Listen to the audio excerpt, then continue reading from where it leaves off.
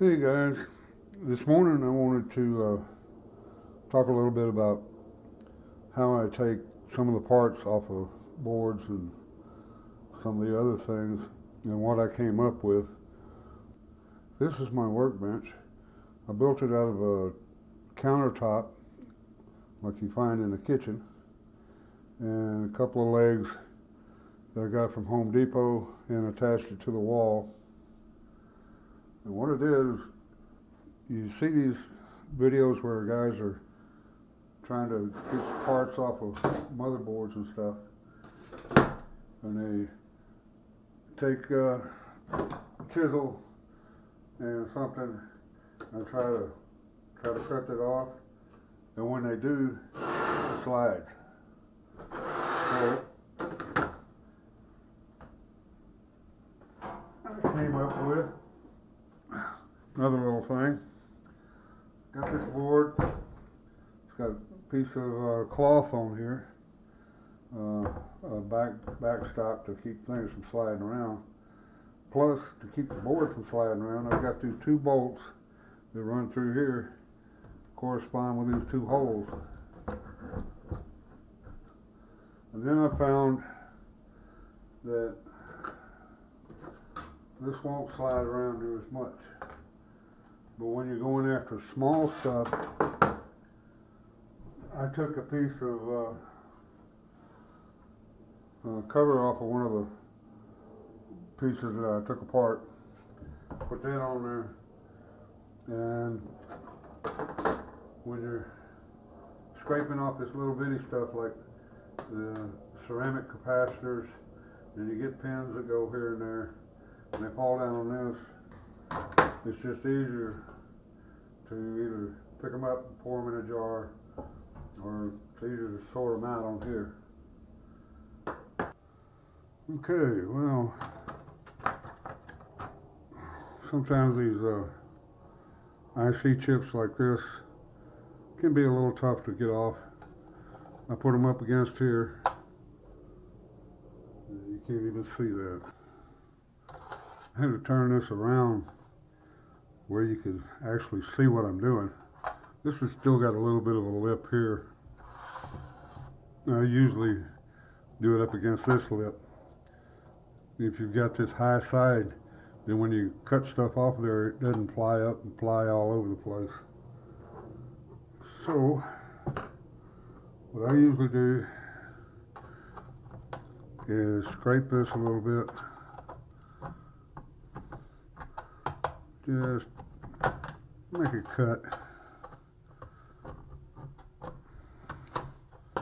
And then you can get up to the edge.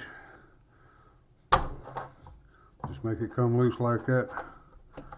Twist it off. And that pretty much is a good thing for that. I think I first heard the original feet say that wood chisels are your friends. Well, he's right. These things get a whole lot of stuff. They make them for pry bars and to get parts off, and all kinds of things. Now I got these little bitty monolithic capacitors. I've got one tool I use for that, and this is the only tool I use for it. It's the only thing I use it on. Because it's real sharp. Just put it on there and press, and all you have to do is twist. And it comes right off. It's no big deal. Just a little bit. Okay. And on this type of IC chip, you can either, whoops, wrong tool. You can either scratch it a little bit, do it that way. Sometimes, if they're tall enough, you take a pair of channel locks and get a hold of them. I don't think this one's not tall enough, so you end up breaking the ends off. This type of chip here, I'm not sure what that is, but All you have to do is work it back and forth a little bit and it'll pop right off. Throw all that in my incinerator pile. Then, there's all these fingers. You can, I use 10 snips more or less and cut them off like that.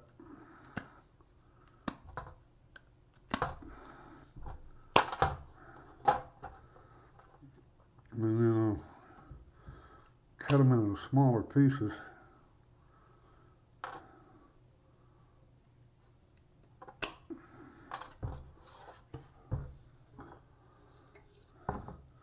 And throw them in my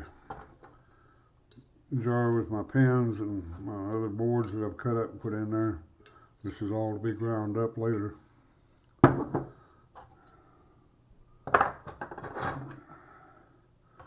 Here's one of the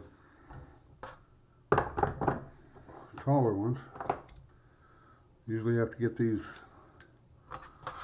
whatever these things are, out of the way.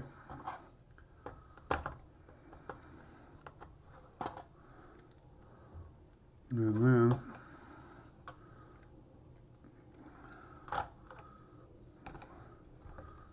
just click it back and forth.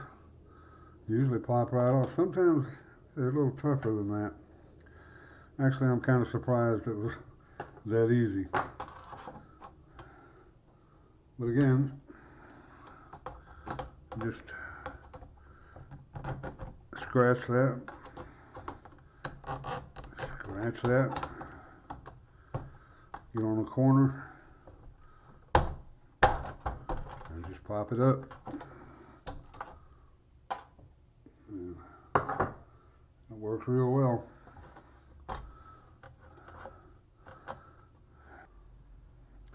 And there's some of these flat packs. Again, you use a chisel.